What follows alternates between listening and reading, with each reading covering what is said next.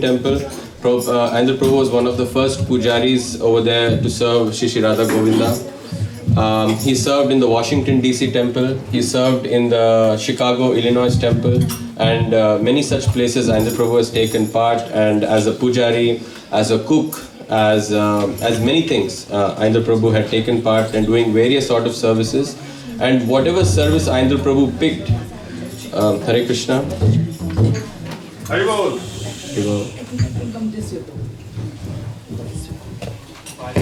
Maybe wait for them to settle down.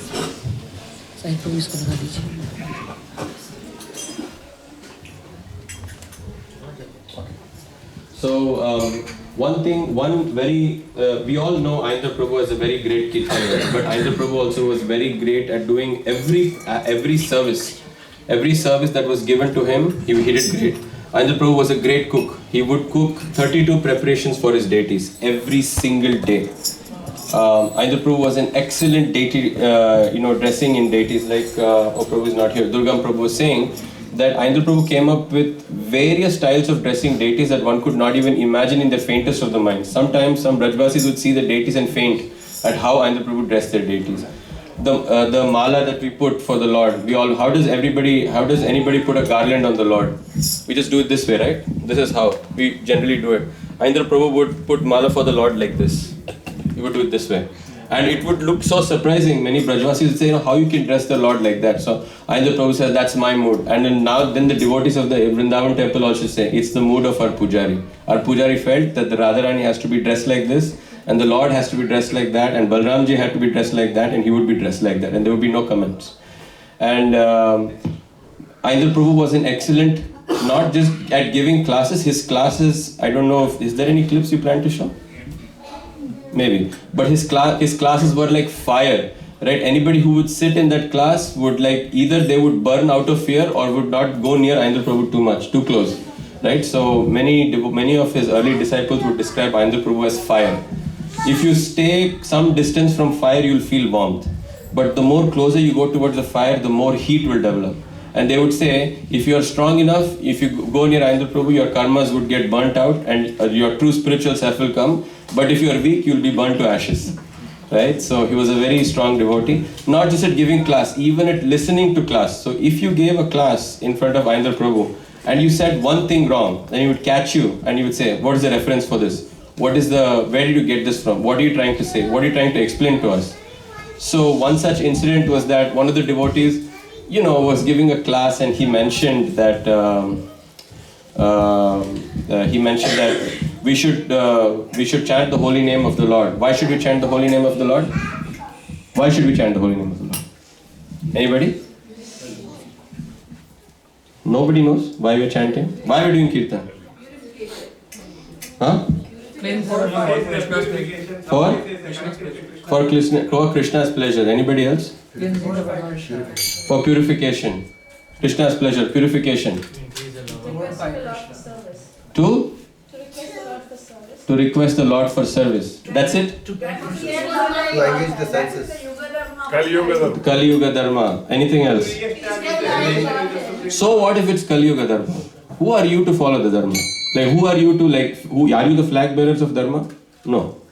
Why you are doing, forget why everybody else doing, why individually, why we're following Krishna consciousness, why?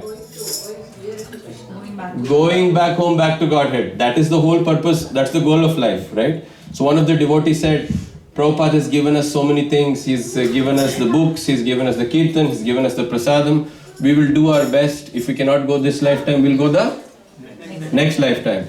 So Aindra Prabhu immediately got up. My spiritual master did not give up his life, time, blood and sweat to write all these books so that you take another lifetime to come. You are going home back to Godhead this lifetime.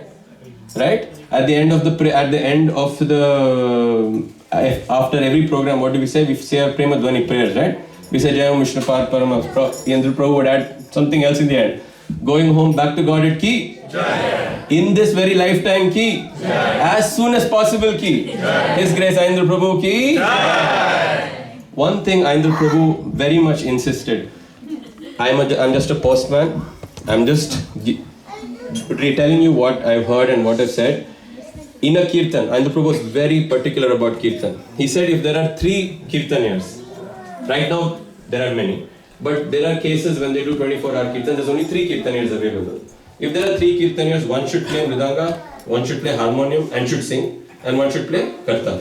But if there are two kirtaniyas, then the harmonium goes out, one should play mridanga and sing, and the other one should play karta.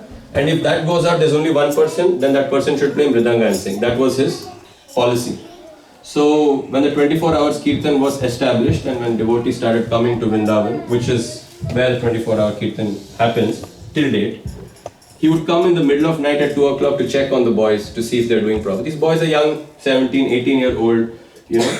So he would come and check on them and you would see, oh, are they doing it right? Are they following, you know, proper instructions, or are they sleeping? There were some times when it's very tough to do overnight kirtan. It's not an easy thing. Sometimes they would sing some tunes and the boys would droop. And Aindra Prabhu had a line, a mic line that would go into his room. And he should be hearing the kirtan throughout. And if he felt the kirtan, like, Hari Bol, I can't hear the kirtan, what's going on? Are you sleeping? Wake up! Right? And then those boys would be like, oh, Aindra Prabhu is saying kirtan, he's listening to us. And then they would do the kirtan. So many times he would come, he would check. So one day he noticed that there was only one devotee singing. And then it was a Gurukuli boy, he was singing, and Prabhu said, why are you using the harmonium? You should not use the harmonium, you should use the mridanga. So, as all young youths, what did they say? Mera baap ka hai, tumhara kya jata hai? Right? So he said, this is my harmonium. Why I'll do what I want to do. What do you think Aindra Prabhu did? He just took the harmonium and threw it in the courtyard. And harmonium broke to pieces. One might think that Aindra Prabhu is such a rash personality. Why would he take a harmonium and throw like that? Could he not told the devotee nicely? No. But he was not doing it for the devotee. He was not doing it for the ambience. He was doing it for the Lord. If the Lord is displeased even a little bit, Aindra Prabhu is fire. Right? For Aindra Prabhu, everything had to do with Krishna Balram and Radha Krishna and Gaur Nitai. Out of those 3 sets of deities, he couldn't see anybody. Right? You followed what he said for the pleasure of the Lord, he was on your team. If it's not, you're going against fire. So that was very much it. And all his, his early devotees who joined him, they all say the same thing. And today, as you can see, many of them are like very, very fired up kirtaners. They travel all over the world and, they bring so much bliss to the kirtan. And a very important principle that Aindra Prabhu always emphasized is that when the kirtan is going on, no one should keep their mouths zipped. He would stop the kirtan halfway through and be like, Hari Bol, what, did Radharani take away your tongue? Why are you chanting? Right? And he would be very hard, very hard. If the mridanga player is not chanting or if not singing, then he would ask the mridanga player, why are you not singing? If the kartal player is not singing, he said, why are you not singing? What's going on? The whole point of this whole congregational kirtan is that each and every person takes part in the kirtan. Right? It's not about like 4 people here are going to do the kirtan and we at the back will just sit and listen. This is not the time of Shravana. This is the time of only kirtana. So, at least, I know, we all have that, the thing in us that sometimes we don't sing, sometimes we just get lost in the kirtan, right? Sometimes, I'm just going to take Prabhu as an example. He's doing so much services, he's taking video, but then we forget. Prabhu's taking video, they forget to chant, right? But the mood is that we have to take part in kirtan, regardless of who that person is. If you have your tongue, if you can talk, you should chant. That was Aindra Prabhu's philosophy. So keeping that philosophy in mind and honoring Srila Aindra Prabhu's instructions, because his instruction and Srila Prabhupada's instruction there's no difference. It means he wanted all of us to go home back to God in this very lifetime. Which is why he always said, like, at the end, like we just discussed, going home back to Godhead ki? Jaya. Which lifetime? This lifetime. This lifetime ki? Jaya. And as soon as possible. And then one last thing he said, which I'll not take too long before Kirtan is, how should one chant Hare Krishna Mahamantra? Or how should one sing the holy, the Kirtan? How should one sing? In what mood?